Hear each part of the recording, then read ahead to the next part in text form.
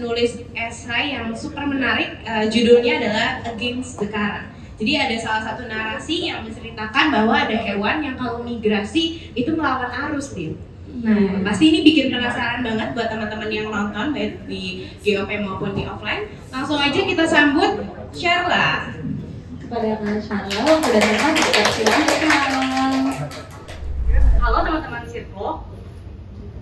Aku akan mulai dengan sebuah pertanyaan.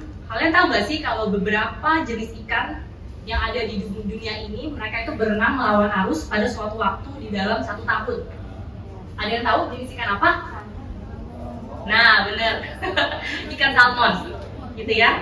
Jadi ketika banyak ikan di luar sana itu memilih untuk berenang ikutin arus, ikan jenis salmon ini mereka itu bermigrasi, gitu ya. Dalam setahun mereka akan migrasi melawan arus ke perairan yang lebih tinggi. Ini artinya mereka harus berenang ngelewatin sungai yang memang arusnya kencang banget. Pasti ada kan yang pernah berenang di sungai kayak apa, kebayang? Nah, jaraknya itu juga nggak pendek. Jarak mereka berenang itu ribuan kilometer. Dari awalnya mereka berangkat dari laut, gitu ya. Jadi bisa kita bayangkan ya tadi perjalanan ini sangat berbahaya bagi seekor salmon. Tubuh mereka itu harus kuat, jadi mereka nggak cuma gitu aja di dalam laut, tapi di dalam laut itu mereka dibentuk setiap hari, tubuhnya disesuaikan sampai akhirnya tubuh mereka kuat dan mereka bisa berenang untuk mencapai ke sungai, gitu ya. Salam kenal, saya Sharla dari tim Didi Commerce. Saya baru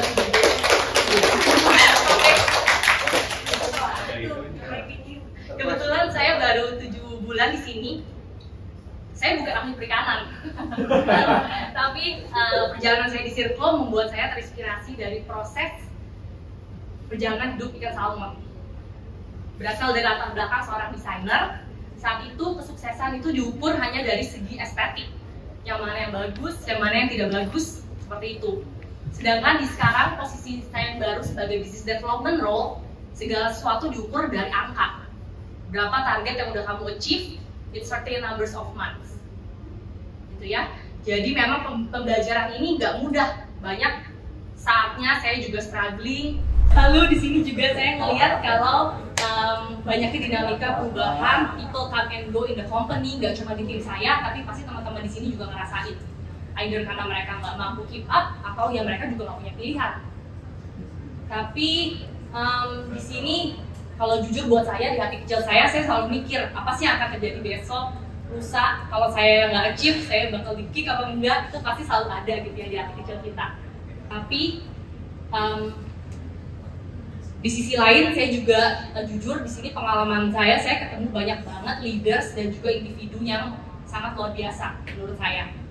Kenapa menurut saya luar biasa? Karena mereka ini leaders yang nggak cuma nunjukin saya how to do something in the right way.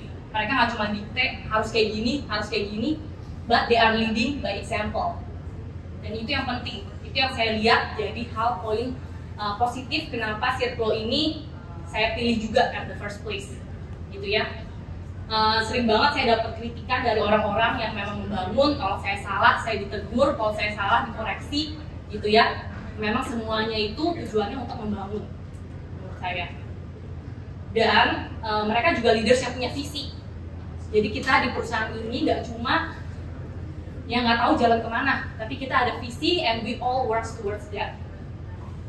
Dan yang saya maksud leader di sini bukan cuma kita yang duduk di panelis juri atau mereka yang ada di C-level, tapi leaders itu adalah pribadi yang nggak pernah berhenti belajar dan berusaha untuk consistently grow diri mereka sendiri dan mendorong orang di sekitarnya untuk melakukan hal yang sama. So,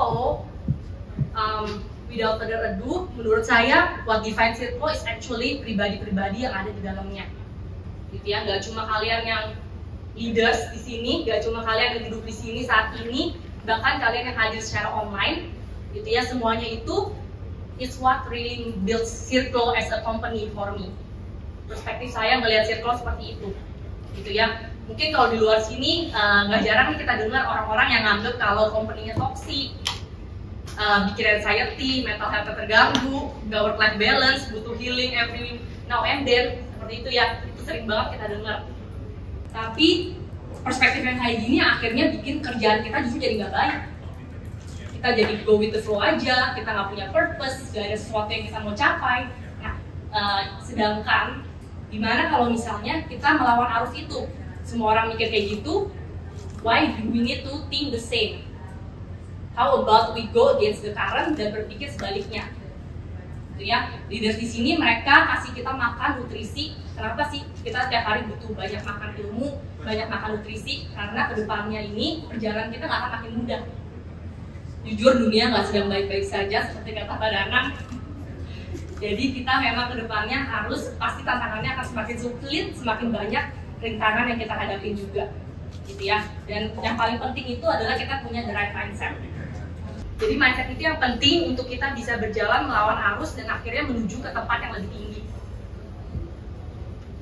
Oke, seperti ikan salmon yang tadi saya ceritain di awal, mereka itu mempersiapkan diri untuk berenang melewati perjalanan yang panjang banget ke hulu air yang lebih tinggi. Karena itu tempat yang aman buat mereka, begitu juga saya berpegang pada mindset ini karena ini merupakan persiapan diri kita yang eventually kita bisa melangkah lebih jauh dan siap menghadapi tantangan yang ada di depan. Saya akan tutup pembicaraan hari ini dengan satu pepatah yang disampaikan oleh Bihan. Only that fish go with the flow. Oke, sekian, terima kasih.